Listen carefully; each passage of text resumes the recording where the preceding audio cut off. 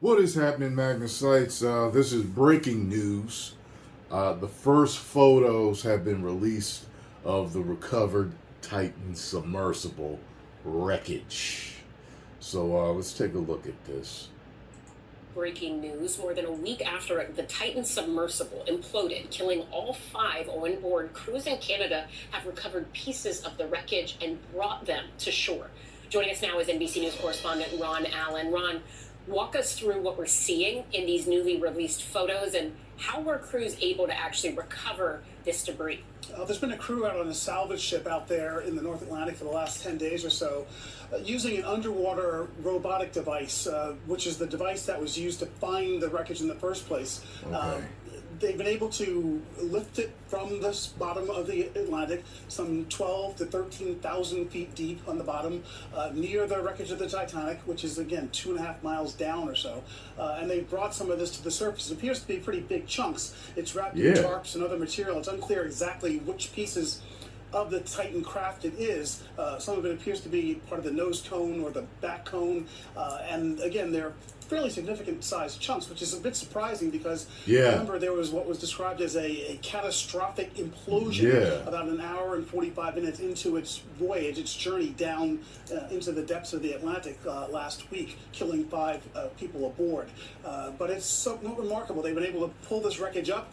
The operation out there is over, we understand, and now this will all be turned over to investigators who are trying to determine. It's way bigger than what I thought it was going to look.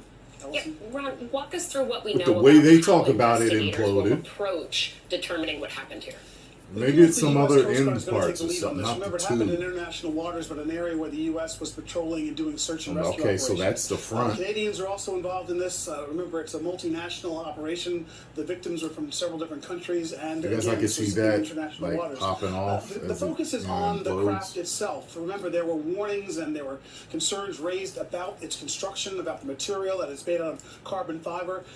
The pilot of the ship, the CEO of the company, Stockton Rush, had been warned and criticized by people in the maritime industry who suggested that this was not the way to do this kind of voyage, even though he had done this about 12 times. This was the 13th journey down to the Titanic. But a lot of focus on the design, the materials, and whether in fact this should have even happened. Again, the U.S. Coast Guard taking the lead. Of course it shouldn't have. Also, whether there should be any criminal actions taken as a result of all this. Ron Allen, thank you for that.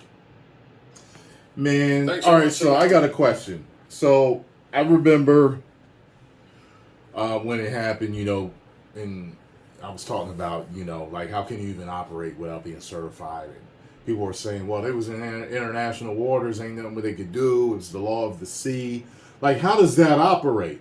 Because now she was talking about should any criminal charges be taken or whatever, any illegal things be done.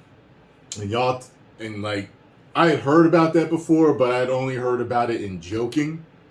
Like when I watched Step Brothers, you remember that?